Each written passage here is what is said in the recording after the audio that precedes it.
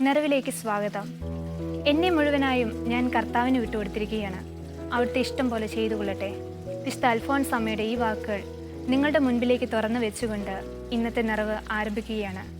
Elizabeth ആലപിച്ച തിരുനാമ കീർത്തനം എന്ന മനോഹരമായ ഗാനമാണ് ആദ്യം.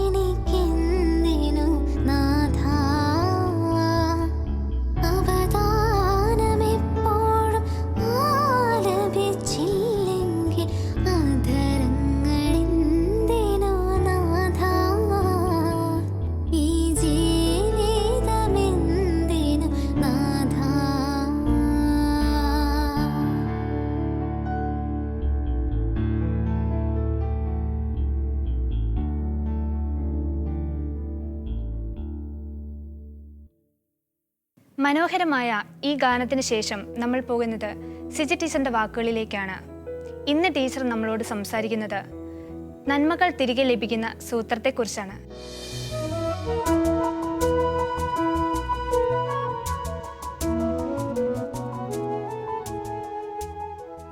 നമസ്കാരം. മറ്റുള്ളവർ നമ്മോട് സ്നേഹത്തോടെ പെരുമാറണം, സഹാനുഭൂതിയോടെ നമ്മുടെ കൈ പിടിക്കണം, അല്ലെങ്കിൽ നമ്മെ ആശ്വസിപ്പിക്കണം, നമുക്ക് നന്മകൾ ചെയ്തു തരണം എന്നൊക്കെ ആഗ്രഹിക്കാത്തവരായി നമ്മിൽ ആരുണ്ട്? പക്ഷേ ഇതൊക്കെ നാം തിരികെ ചെയ്തു കൊടുക്കാറുണ്ടോ?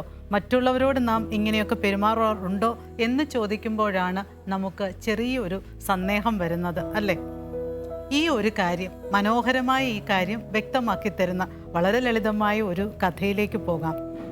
മലയടിവാരത്തിലെ ഒരു ആശ്രമത്തിൽ ഗേറ്റിനരികെ തന്നെ ഒരു മണി തൂക്കിയിട്ടിട്ടുണ്ട്. സന്ദർശകർ മണിയടിക്കുമ്പോഴാണ് കാവൽക്കാരനായ ഒരു സന്യാസി കൂടിയായ മധ്യവയസ്കൻ അവിടെ എത്തുക.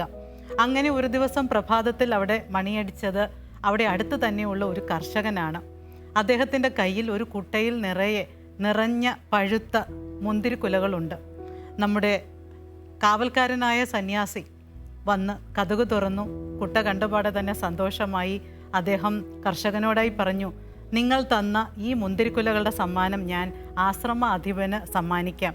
ഉടനെ തന്നെ കർഷകൻ പറഞ്ഞു, അയ്യോ, ആശ്രമാധിപന് വേണ്ടിയല്ല, ഇത് ഞാൻ അങ്ങേക്ക് വേണ്ടി കൊണ്ടുവന്നതാണ്. കാരണം അങ്ങ് എന്നെ എത്ര സ്നേഹത്തോടെയാണ് കൈകാര്യം ചെയ്തിട്ടുള്ളത്, എന്നോട് ഇടപെട്ടിട്ടുള്ളത്.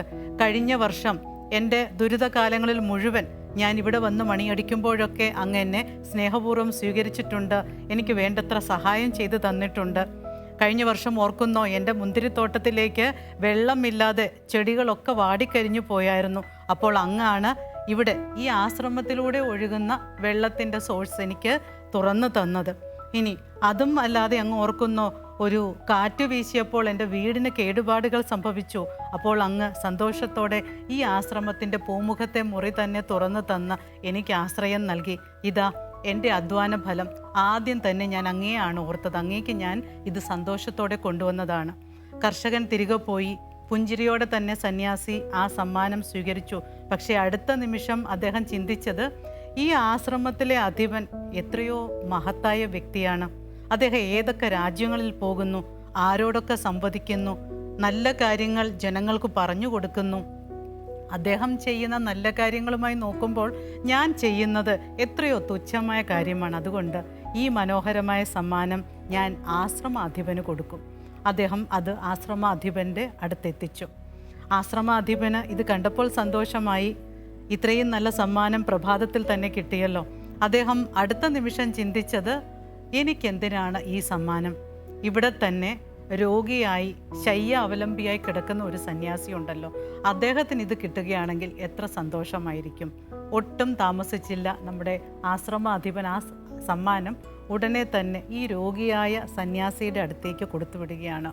രോഗിയായ ആ സന്യാസി ചിന്തിച്ചത്, ഞാനിവിടെ ഇങ്ങനെ രോഗം മൂർച്ഛിച്ച് കിടക്കുമ്പോൾ സമയാസമയം എനിക്ക് ആഹാരം പാചകം ചെയ്തുകൊണ്ട് തരുന്നത്, അല്ലെങ്കിൽ മരുന്നുകൾ ഒക്കെ കൃത്യമായി എടുത്തു തരുന്നത് ഇവിടുത്തെ പാചകക്കാരനായ സന്യാസിയാണ്. അദ്ദേഹം എനിക്ക് ചെയ്തു തരുന്ന ഉപകാരങ്ങളെ ഓർക്കുമ്പോൾ എനിക്ക് ഒത്തിരിയൊന്നും തിരികെ ചെയ്യാൻ സാധിച്ചിട്ടില്ല. എങ്കിൽ പിന്നെ ഈ മുന്തിരിക്കുലകൾ ഞാൻ അദ്ദേഹത്തിന് കൊടുക്കും. ഉടനെ തന്നെ നമ്മുടെ രോഗിയായ സന്യാസി ഒരാളെ വിളിച്ച് ഈ മുന്തിരിക്കുലകളുടെ കുട്ട പാചകക്കാരനെ ഏൽപ്പിക്കുകയാണ്. പാചകക്കാരനായ സന്യാസിക്ക് സന്തോഷമായി. കാരണം അദ്ദേഹത്തിന് അങ്ങനെ സമ്മാനങ്ങളൊന്നും ലഭിക്കാറില്ലായിരുന്നു. അദ്ദേഹം അത് തൻ്റെ മുൻപിൽ വെച്ച് സന്തോഷപൂർവ്വം അതിൻ്റെ ഭംഗി നോക്കിക്കൊണ്ടിരുന്നെങ്കിലും അടുത്ത നിമിഷം അദ്ദേഹം ചിന്തിച്ചു, ഈ അടുത്ത ദിവസം ആശ്രമത്തിൽ വന്ന് ചേർന്ന ചെറുപ്പക്കാരനായ ഒരു സന്യാസിയുണ്ട്. അദ്ദേഹത്തിന് ഇത് കഴിച്ചാൽ എന്തുകൊണ്ടും ആരോഗ്യം ലഭിക്കും. അദ്ദേഹത്തിന് നല്ല ചെറുപ്പമാണ്, ഒത്തിരിയേറെ കാര്യങ്ങൾ ചെയ്യാനുണ്ട്. എങ്കിൽ പിന്നെ അദ്ദേഹത്തിന് സന്തോഷമാവട്ടെ, ആരോഗ്യവും ലഭിക്കട്ടെ. അങ്ങോട്ട് അദ്ദേഹം ഇത് കൊടുത്തയക്കുകയാണ്. ചെറുപ്പക്കാരനായ സന്യാസിയുടെ അടുത്തെത്തിയ മുന്തിരിക്കുലയിലേക്ക് അദ്ദേഹം അത്ഭുതത്തോടെയാണ് നോക്കിയത്. ഞാൻ ഇവിടെ വന്നു ചേർന്നിട്ട് ഏതാനും ദിവസങ്ങളേ ആയുള്ളൂ, എനിക്ക് ഇത്ര നല്ല സമ്മാനമോ? എനിക്കിതിനർഹതയില്ല.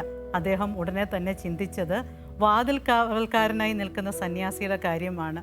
താൻ ഇവിടെ ഈ ആശ്രമത്തിലേക്ക് വരുമ്പോൾ വാസ്തവത്തിൽ തൻ്റെ മനസ്സിൽ രണ്ട് ചിന്തയുണ്ടായിരുന്നു. ഈ ആശ്രമത്തിൽ ചേരണമോ അതോ തിരികെ പോവണമോ എന്ന്. പക്ഷേ മണിയടിച്ച് വാതിൽ തുറന്നപ്പോൾ കണ്ട സന്യാസിയുടെ മുഖത്തെ ചിരി, അല്ലെങ്കിൽ ആ നിഷ്കളങ്കമായ സ്നേഹം, അതാണ് തന്നെ ശരിക്കും ഈ ആശ്രമത്തിൽ തന്നെ പിടിച്ചു നിർത്തിയത്.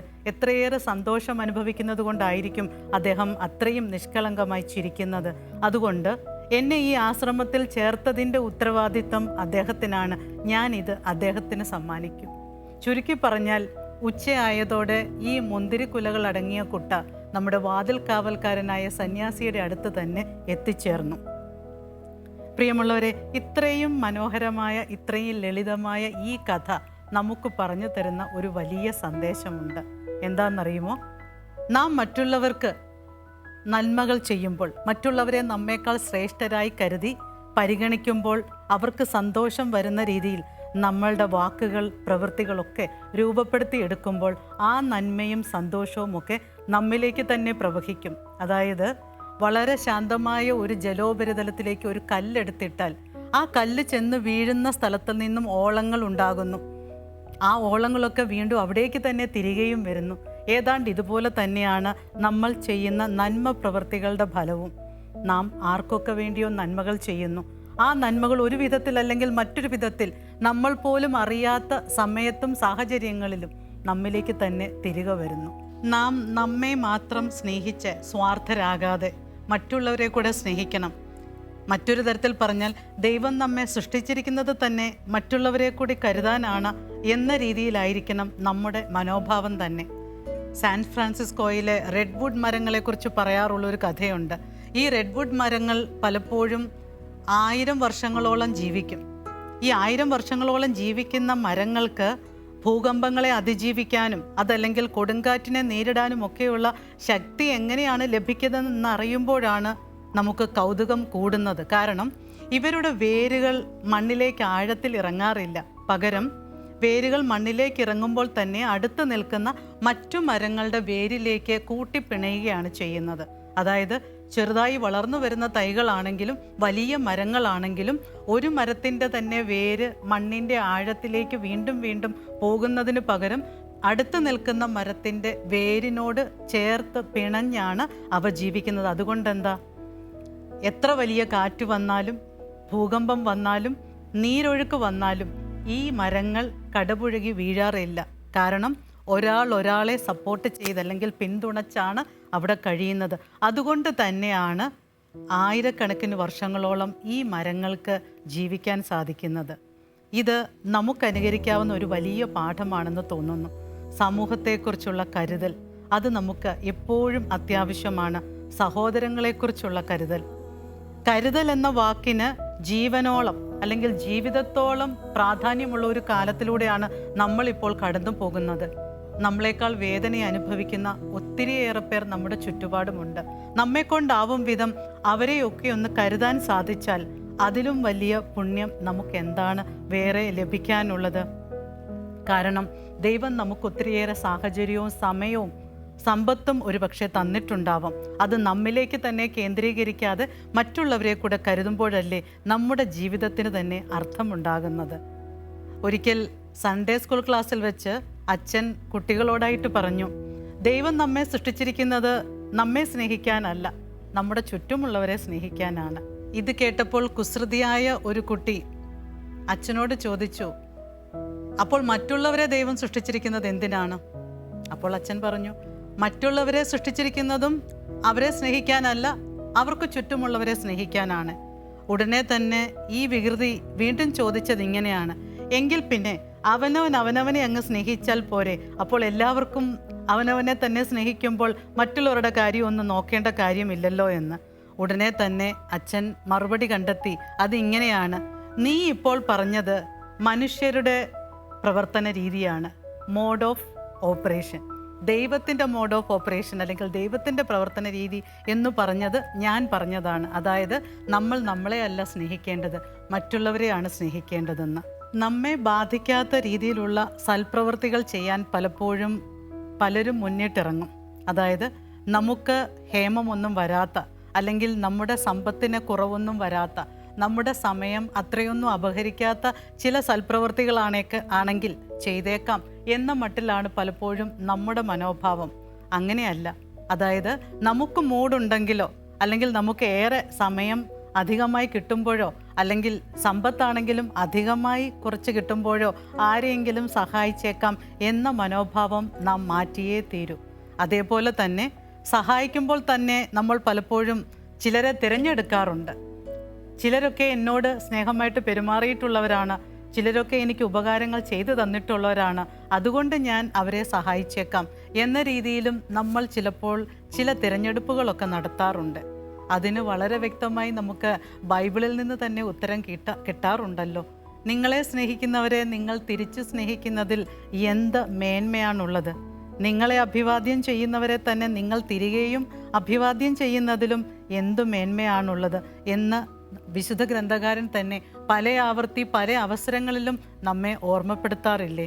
അതുകൊണ്ട് നമുക്കിഷ്ടമില്ലാത്തവരെയും നമ്മെ ദ്രോഹിച്ചവരെയും ഒക്കെ നമുക്ക് സ്നേഹിക്കാൻ സാധിക്കണം. അതുപോലെ തന്നെ നമ്മുടെ കൃത്യമായ സന്തോഷങ്ങളിലും സന്താപങ്ങളിലും മറ്റുള്ളവരെ സഹായിക്കാൻ നാം സമയം കണ്ടെത്തണം.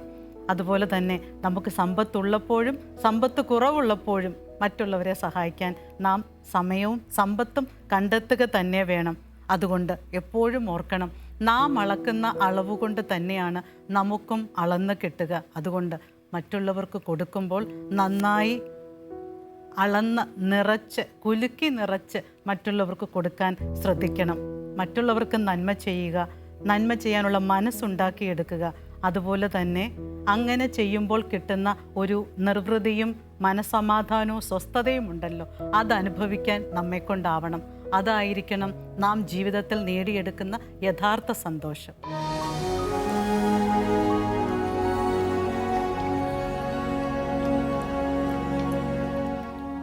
നമ്മുടെ ചിന്തകൾ ആകാശം മുട്ടട്ടെ, നമ്മുടെ ചിന്തകളിൽ ദൈവം നിറയട്ടെ. പോസിറ്റീവ് വൈബുമായി നിഷ ചേച്ചി ഇവിടെ റെഡിയാണ്. എന്താണ് നമുക്കായി ഒരുക്കി വെച്ചിരിക്കുന്നതെന്ന് കാണാം.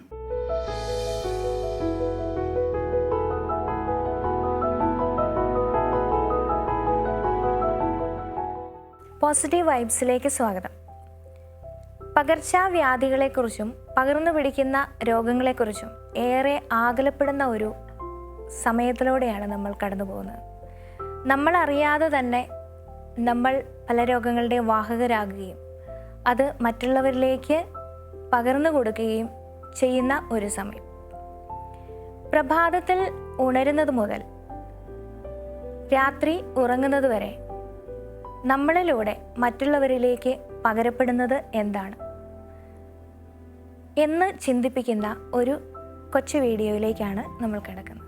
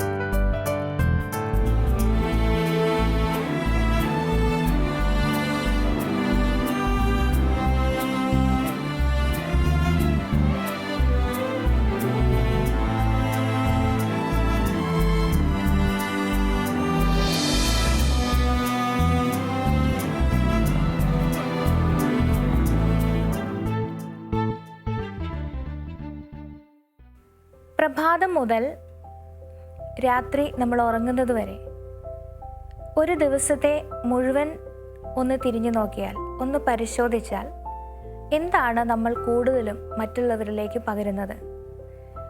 അത് നെഗറ്റീവായതാണോ അതോ പോസിറ്റീവായ എനർജിയാണോ നമ്മൾ പകർന്നു കൊടുക്കുന്നത്? നമ്മുടെ വാക്കുകൾ, പ്രവൃത്തികൾ, മാധ്യമങ്ങളിലൂടെയും സമൂഹ മാധ്യമങ്ങളിലൂടെയും നമ്മൾ പങ്കുവയ്ക്കുന്നത്, കേൾക്കുന്നത്, വായിക്കുന്നത്, ഇതൊക്കെ കൂടുതൽ നെഗറ്റീവായ കാര്യങ്ങളാണെങ്കിൽ തീർച്ചയായും നമ്മൾ നമുക്ക് ചുറ്റുമുള്ള അന്തരീക്ഷത്തിലേക്കും നമ്മളോട് ഇടപഴകുന്നവരിലേക്കും സമൂഹത്തിലേക്ക് മുഴുവനും പകരുന്നത് കൂടുതൽ നെഗറ്റീവായ കാര്യങ്ങളാണ്.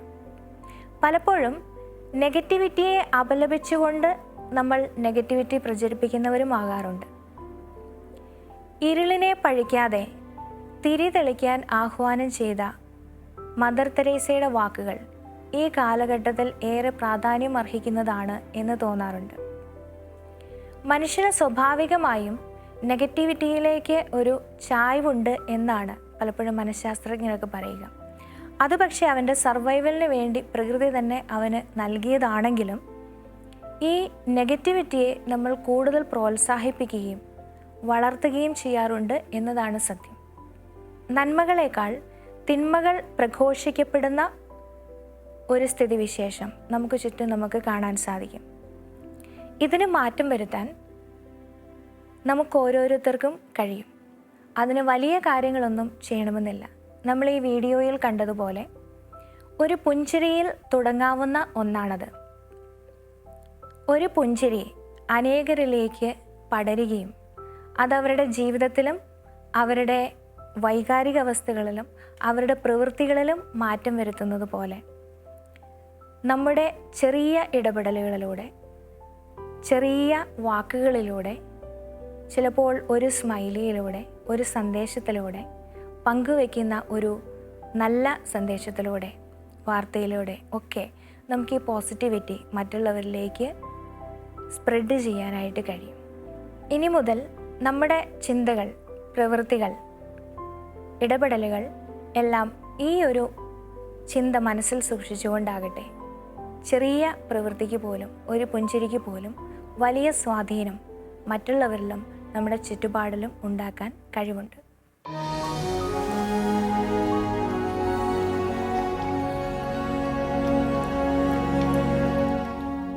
നിറവിൻ്റെ ഒരധ്യായം കൂടി ഇവിടെ പൂർണ്ണമാവുകയാണ്. വിശുദ്ധ അൽഫോൻസമ്മ പറഞ്ഞ ആ വാക്കുകൾ ഒരിക്കൽ കൂടി പറയാൻ ആഗ്രഹിക്കുകയാണ്. എന്നെ മുഴുവനായും ഞാൻ കർത്താവിന് വിട്ടുകൊടുത്തിരിക്കുകയാണ്. അവിടത്തേക്ക് ഇഷ്ടമുള്ളത് ചെയ്തു കൊള്ളട്ടെ. തിങ്കളാഴ്ചയാണ് ഇനി നമ്മൾ കാണുക. അതുവരെ പരസ്പരം പ്രാർത്ഥനയിൽ ഓർക്കാം. ഈശോ മിശിഹായ്ക്ക് സ്തുതിയായിരിക്കട്ടെ. നിറവിൽ ഗാനങ്ങൾ ആലപിക്കുവാൻ ആഗ്രഹിക്കുന്നവർ ഷാലോൺ ടെലിവിഷന്റെ പ്രോഗ്രാം ഡിപ്പാർട്ട്മെന്റുമായി ബന്ധപ്പെടുക. ഫോൺ 9605 818881.